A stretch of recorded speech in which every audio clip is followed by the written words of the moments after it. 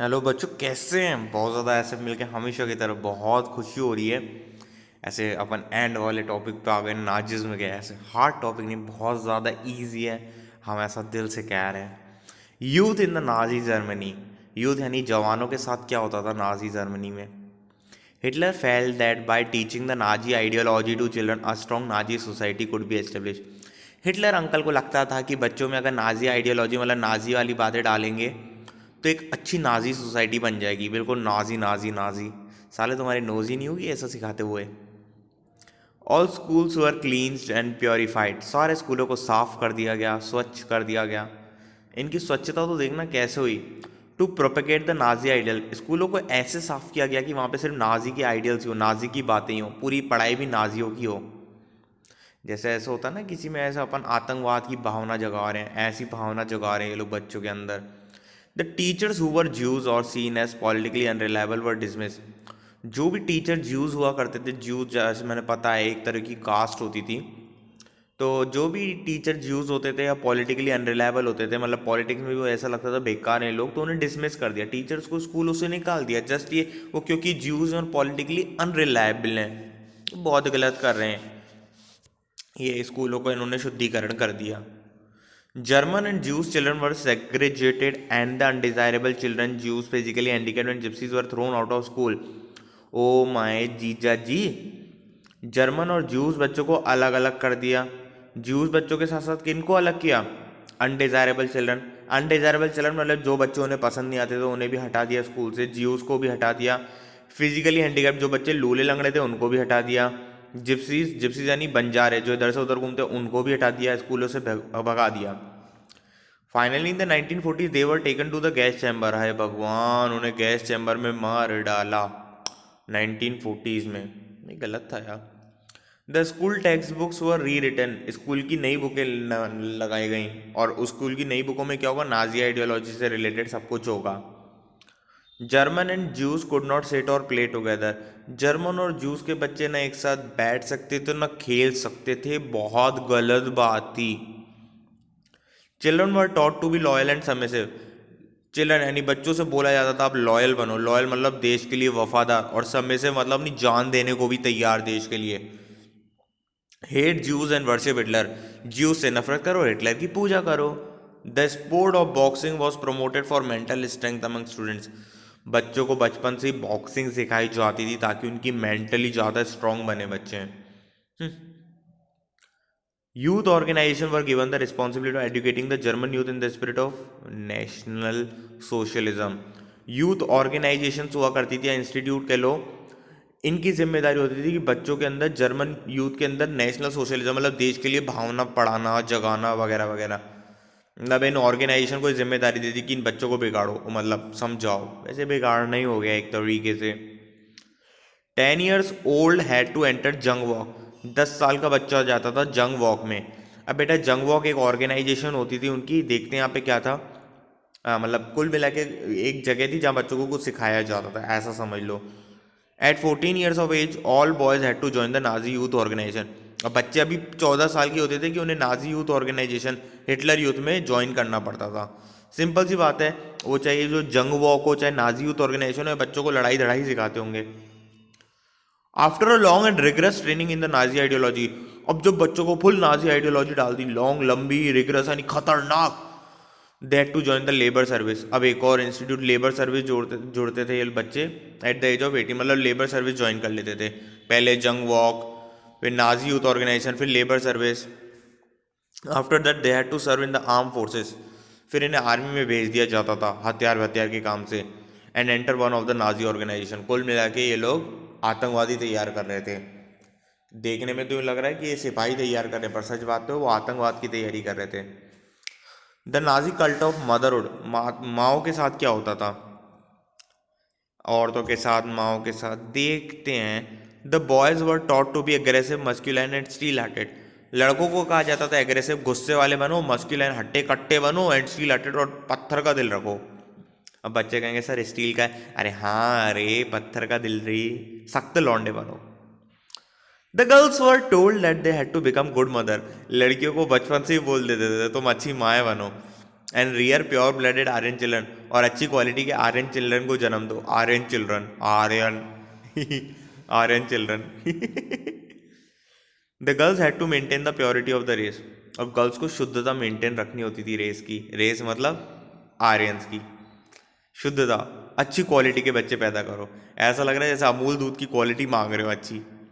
And hence had to distance themselves from the undesirable, और लड़कियों से कहा जाता है तो तुम अनडिजायरेबल से दूर रहना, ज्यूज हो गए कोई भी हो गए उनसे दूर रहना, और सिर्फ आर्यन के साथ ही शादी करना और क्वालिटी वाले बच्चे पैदा करना। Women who bore racially undesirable children were punish, और जो औरतें ऐसे बच्चे पैदा करती थी जो अनडिजायरेबल है रेशियली, मतलब आर्यन से मैच नहीं कर रहे, उन औरतों को सजा दी जाती थी क्योंकि उन्होंने बच्चे गलत पैदा किए।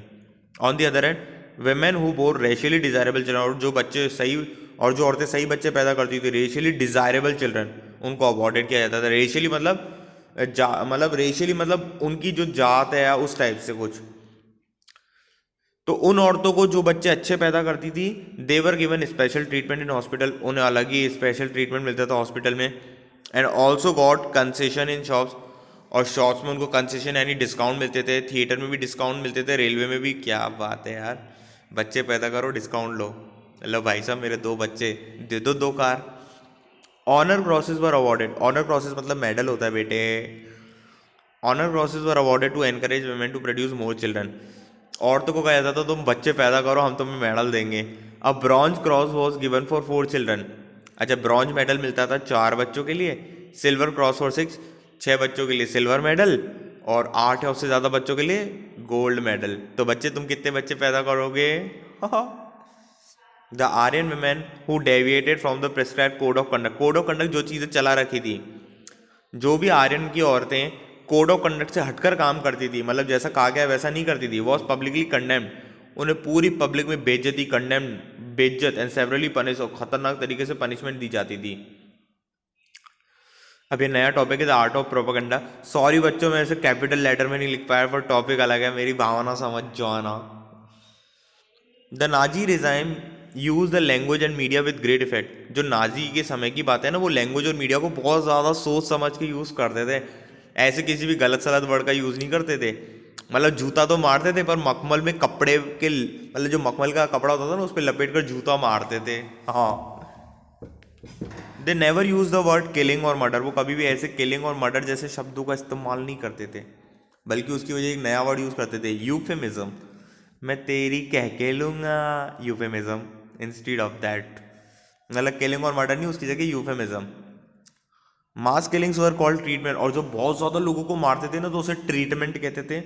Final solution for the Jews कहते थे, या यूथेनेशिया कहते थे फॉर द डिसेबल्ड, मतलब जब वो लूले लंगड़े को मारते थे यूथेनेशिया, और बाकी बहुत सारे लोगों को मारते थे ये 2 वर्ड यूज़ करा करते थे, तो ट्रीटमेंट और final solution for the Jews. साला ये कैसा ट्रीटमेंट है जिसमें बंदा मर रहा है और वो भी बहुत सारे।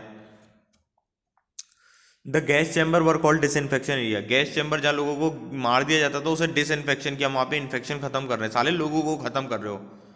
और ये disinfection area gas chamber look like bathroom equip with fake shower head, bathroom की तरह दिखते थे और उसमें नकली वो शावर लगा हुआ होता था, shower head. Photograph, film, radio, poster, catchy slogan and were used to spread the Nazi ideology, तरीके से मीडिया का यूज किया, फोटोग्राफ का, फिल्म का, रेडियो, पोस्टर, स्लोगन ऐसे बनाए जाते थे कि लोगों के अंदर नाजी की आइडियोलॉजी है। Those oppose to the Nazis and the Jews were stereotype through various campaign, और जो भी नाजीज के खिलाफ जाता था, चाहे वो ज्यू मतलब जो भी नाजीज के खिलाफ जाता था उन्हें पनिशमेंट मिलती थी। And Jews were stereotype through various campaign, और ज्यूज को स्टीरियोटाइप किया जाता था। स्टीरियोटाइप मतलब उनके लिए वहम बनाया जाता था कि ज्यूज ऐसे हैं, ज्यूज वैसे हैं, ज्यूज ऐसे हैं, ज्यूज वैसे हैं। Many people began to see the world through Nazi perspective, काफी लोग तो है ना, मतलब है ना, दुनिया को नाजी के नजरिए से देखने लगे थे, नाजी का नजरिया, हाय हाय।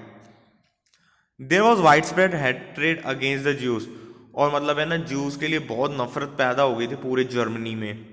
People believe the Nazism would bring prosperity, improve general wellbeing, लोगों को लगता था कि नाजिज्म है ना प्रॉस्पेरिटी यानी ग्रोथ लाएंगे और लोगों का जीवन सुधारेंगे, general wellbeing. But many other organise active resistant to Nazism, और काफ़ी लोग तो नाजिज्म के खिलाफ भी थे कि ऐसा क्यों कर रहे हो, वो तो इंसान है, क्यों मार रहे हो। ब्रेविंग पुलिस रिप्रेशन, पुलिस उन्हें रोकती थी फिर भी वो ब्रेवरी से काम करते थे और अल्टीमेटली उनकी डेथ हो जाया करती थी। But a large majority of the German population was compose of passive Onlooker. But German के ज़्यादातर लोग तो पैसिव ऑनलुकर थे। पैसिव ऑनलुकर कौन होता है? पैसिव ऑनलुकर जो तमाशा देखते हैं जब तक उनका खुद का तमाशा ना बन जाए। They were too scared to act to differ to protest. वो भी इसके यानी डरे हुए थे कुछ करने से, टू डिफर लोग मतलब अलग होने से, और प्रोटेस्ट यानी दंगा करने से। वो डर रहे थे भाई हम नहीं कर पाएंगे, हमसे ना हो पाएगा। अगला कंटिन्यू है मतलब propaganda films were made to create hatred for Jews. अलग अलग फिल्में बनाई गई। प्रोपेगेंडा फिल्म मतलब ऐसी फिल्में जो अपने किसी फायदे के लिए बनाई जाए। तो नाजी ने कोई फिल्म अपने फायदे के लिए बनाई होगी, और उन फिल्मों में ये दिखाया जाता था कि ज्यूज गलत है। The most infamous film was the eternal ज्यू। और फिल्म वो तब कौन सी थी? इनफेमस, जो बहुत गलत फिल्म थी पर बहुत फेमस थी। कोई चीज़ बेटा गलत चीज़ के लिए फेमस होती है तो उसे इनफेमस कहते हैं। तो उस समय की फेमस फिल्म जो गलत काम के लिए फेमस थी वो थी the eternal Jew. Charlotte Beradt secretly recorded people's dream in a diary. कोई औरत थी या मर्द था पता नहीं, उन्होंने लोगों के सपने एक डायरी में लिखे थे। And later in a book called the third Reich of dreams. फिर एक बुक आई third Reich of dreams. She said even Jews used to think that Nazis were right. और रे भगवान, इस बुक में बताया गया है कि ज्यूज को भी लगता था कि हम मरने के लिए बने, और जो नाजी हमारे बारे में सोच रहे हैं वो सही है। मतलब उस बंदों की भी सोच बदल दी यार।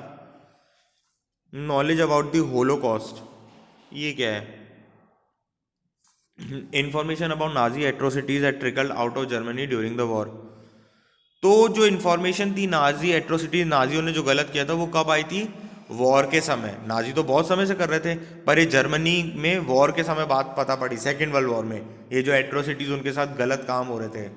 किसके साथ? ज्यूज के साथ। But it was only after the end of the war that the world came to realise the horror suffered by the Jews and other undesirable. पर ये तो वॉर जब एंड हुआ, सेकेंड वर्ल्ड वॉर, तब लोगों ने समझा कि ज्यूज किन बातों से गुजर रहे थे। हॉरर वो डर क्या था, और अनडिजायरेबल मतलब ये लोग किस दर्द से गुजर रहे थे, क्या यातना फेस करनी पड़ी थी यार। बहुत दर्द हुआ है। क्या बताऊं तुम्हें बेटा, क्या बताऊं, मुझे तो खुद अभी बोल बोल कर ऐसा डर लग रहा है कितना कुछ हुआ उनके साथ। Many Jews wrote their memories in diaries and notebook and created archives. काफ़ी ज्यूज ने तो वो मेमोरीज डायरी में लिख दी, नोटबुक में लिख दी, और आर्चीव्स भी क्रिएट किए। आर्चीव्स मतलब कुछ ऐसी बातें कलेक्ट करके रख दी थी, उसकी पिक्चर्स वगैरह वगैरह। मतलब आर्चीव्स होता है बेटा कि तुमने कोई पिक्चर छाप के रख दी कि ऐसा हमारे साथ हुआ था, ऐसा हुआ था, कुछ ऐसा लेटर तुम्हें कहीं से कुछ आया, तुम्हारे खिलाफ लोगों ने भड़काया। तो कोई भी चीज़ तुम एक जगह सेव करके रखते हो, मतलब सेव मतलब कॉपी डायरी में चिपका कर। उस समय तो मोबाइल हुआ नहीं करते थे। The atrocities and suffering that Jews had experience during the Nazi killing operation was called the Holocaust. तो ये जो एट्रोसिटीज और सफरिंग जो ज्यूज ने फेस की थी ना नाजी के समय पे, तो ये जो यातना है, ये जो दर्द सहा था, उन यातना और दर्द को कहते हैं Holocaust. When the Nazi leadership could see that they were fighting a losing battle. तो जब नाजी लीडरशिप, नाजी के लोगों को या नाजी के लीडर्स को लगने लगा कि वो एक ऐसा बैटल, ऐसी लड़ाई लड़ रहे हैं जो वो हारने वाले हैं, they distributed petrol to the functionaries. उसने हर जगह पेट्रोल बांटना शुरू कर दिया, to destroy all indiscriminating evidences, all incriminating evidences. तो नाजियों ने पेट्रोल बांटना शुरू किया उनके लोगों को, ताकि जो भी उनके खिलाफ सबूत पाए जाए उन्हें जला दिया जाए, नाजी के खिलाफ, ताकि कोई भी सबूत ना मिले। लेकिन इनके साथ आखिर में बुरा ही हुआ, बहुत भयंकर बुरा हुआ, बहुत बुरा हुआ। तो बच्चों आज इस बुराई के साथ अच्छे से चैप्टर ख़त्म होता है। तब तक के लिए मेरे को बहुत अच्छा लगा आपसे बात कर कर। Bye bye.